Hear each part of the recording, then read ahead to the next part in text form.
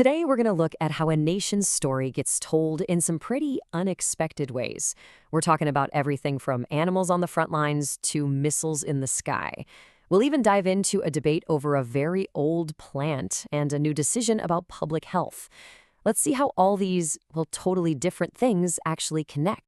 So, you might be wondering, what do animals, missiles, and medicine even have in common? Well, that's the big question we're tackling today. How do they weave together to tell a single story about a country's challenges, its traditions, and its push into the future? Let's find out. All right, first up, let's head to the parade ground. We're going to meet some of the Army's most surprising and, frankly, most important allies, the animals serving on what is a very modern front line. Now, when you watch the Republic Day Parade, you expect to see tanks and soldiers. But if you look a little closer, you'll see something amazing: the animals of the Remount and Veterinary Corps. I'm talking about the famous two-humped Bactrian camels, incredibly tough Zanskar ponies, highly trained Army dogs, and even birds of prey. And this is where it gets really wild. These animals are total specialists. The Zanskar ponies, they're the absolute masters of the Siachen Glacier, working in bone-chilling -40-degree temperatures. Then you have the Bactrian camels, patrolling the high-altitude, cold deserts of Ladakh. These are places where our best tech just gives up. But for these animals, it's just another day at the office. And we're not just talking about carrying stuff. Nope. These animals have serious, modern-day tactical roles. Army dogs are right there on the front lines of counterterrorism missions. They're crucial in search and rescue and, of course, sniffing out explosives. And the Raptors? They're basically living drones, providing sophisticated aerial surveillance and even protecting our airfields from bird strikes. It's this really cool mix of nature and military strategy. So, what's the big takeaway here? In this age of AI and high-tech drones, these animals bring something to the table that machines just can't. They are a genuinely irreplaceable strategic asset. It's a powerful reminder that sometimes the old ways really are the best ways. Okay, so from four-legged allies, we're doing a complete 180. We're shifting from the parade ground to the launch pad to look at India's Pralay missile. This thing is a massive technological jump in strategic deterrence. So what exactly makes the Pralay so special? Well, it's what's called a quasi-ballistic missile. Think about it like this. A normal missile flies in a high, predictable arc, like a thrown ball. The Pralay doesn't. It flies low and can literally change direction mid-flight. That makes it incredibly hard to track and nearly impossible to stop. Let's crunch some numbers because they are seriously impressive. It's got a range of up to 500 kilometers and can carry a massive 1,000-kilogram payload. But the accuracy is what's truly mind-blowing.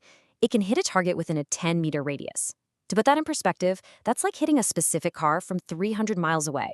And, importantly, it's designed for conventional warheads, making it a very powerful tactical weapon. And that right there, that's the secret sauce. It's not just about the range or the power. It's that ability to dodge and weave through the air. That maneuverability is what makes the Pralay a true game changer. All right, let's switch gears again. From cutting-edge military tech to a really complicated social question, we're heading to Himachal Pradesh, where the debate around cannabis is all about finding a path between tradition, science, and the law. So, at the heart of this whole thing, you've got this one plant with two completely different faces. On the one hand, you can legally grow it under regulation for industrial stuff like fiber and seeds. But on the other hand, it's grown illegally for narcotics. And that's the tightrope that policymakers have to walk. But you have to understand, this isn't some new thing. This plant is woven into the fabric of the region. Traditionally, it had 1,001 uses. I mean, hemp seed oil was used to make varnish and soap. It was a key ingredient in traditional medicine. Farmers even used it for pest control and to help their seeds grow. It was even used in veterinary medicine to treat animals. And that brings us right to the core of the problem. This is such a modern challenge, isn't it? How do you respect that deep tradition, tap into the real economic potential, but still have the modern rules you need to keep things safe and controlled? It's a question that kind of echoes our other stories, that tricky balance of old and new. Okay, so we've gone from a complex debate to a very clear, decisive action. Our final story is about a precautionary ban on a specific drug.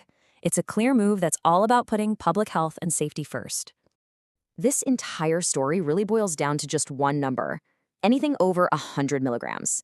The government has officially banned oral versions of the drug nimesulide that are stronger than that specific dose. So why the ban? Well, the reason is a documented risk of liver toxicity when you take higher doses. This wasn't a random decision. It came straight from the advice of the Drugs Technical Advisory Board, and they were very specific. The ban only applies to the oral pills over 100 milligrams. Lower doses or other forms like gels are still perfectly fine. At the end of the day, this is all about playing it safe. It's a precautionary approach to public health. When you have solid evidence pointing to potential harm, you act to protect people. It's about being proactive, right?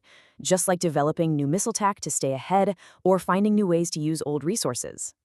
So there you have it. From animal allies to unstoppable missiles, from an ancient plant to a modern drug ban, we've seen how tradition, technology, and public policy are all constantly interacting and shaping the path forward.